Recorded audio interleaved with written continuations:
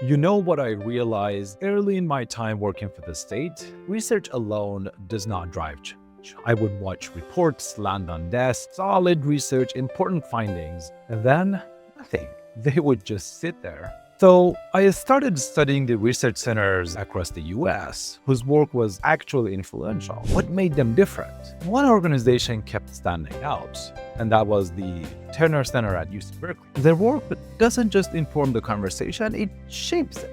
So I wanted to understand why. What were they doing different? Turns out, it was not just about having great research, though they do. It was about their entire approach to making that research matter. In this short video, you'll hear from Ben Metcalf, Managing Director of UC Berkeley's Terner Center for Housing Innovation, hearing how they used one single number to reshape California's housing conversation. This is Behind the Impact, short videos where leaders share the secret sauce behind programs that make real change. Can you guess how much more it costs to build 1 unit of affordable housing in California when prevailing wages are required? Take a number in your head.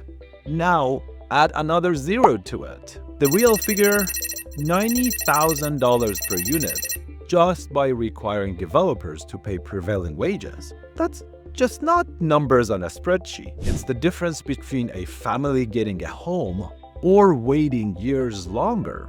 That figure came from research led by Ben Metcalf and his team at the Terner Center for Housing Innovation at UC Berkeley. His team pulled every application from California's Tax Credit Allocation Committee, analyzing what really drives housing costs. So we've been much more systematically pulling down all of the applications submitted for tax credit allocation in the state of California and decomposing those and trying to use it to basically tell stories about where we see cost components rising in dramatic ways. The question was simple, but with huge consequences. What happens if California requires prevailing wages on every single affordable housing project? Because the answer doesn't just affect policy debates, it affects how many homes can be built for teachers, seniors, working families who are already priced out. At first, Ben thought it might be a fair trade, higher pay for workers in exchange for more housing funding. But the real numbers came back.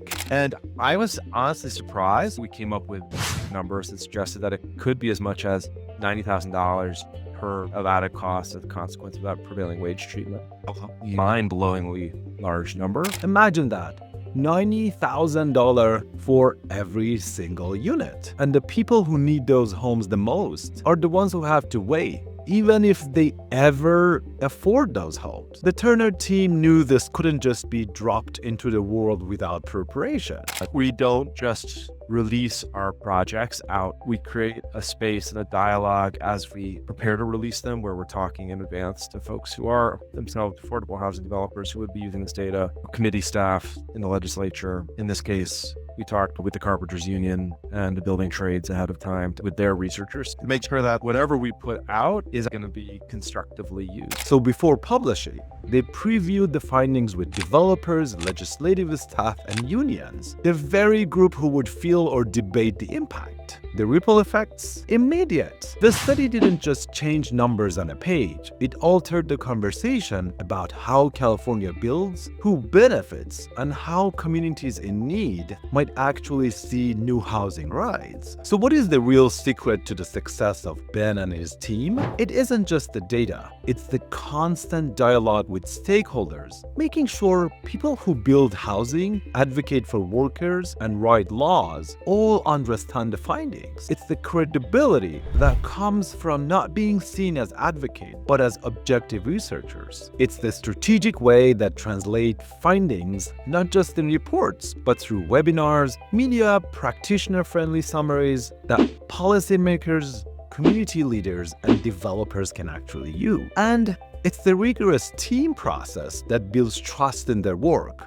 At its core, Terner's power lies in shifting the conversation itself. Part of what we're really hoping for in some of our work is for shifting the overall terms of debate. You're building the case for and creating a space for different ideas to emerge in a future year. A single number, a $90,000 surprise, and a reminder that behind every cost debate are families waiting for homes, workers building those homes, and communities hoping for stability. Because sometimes the real power of research isn't the data alone. It's in how you share it and who you bring into the room before it ever goes public.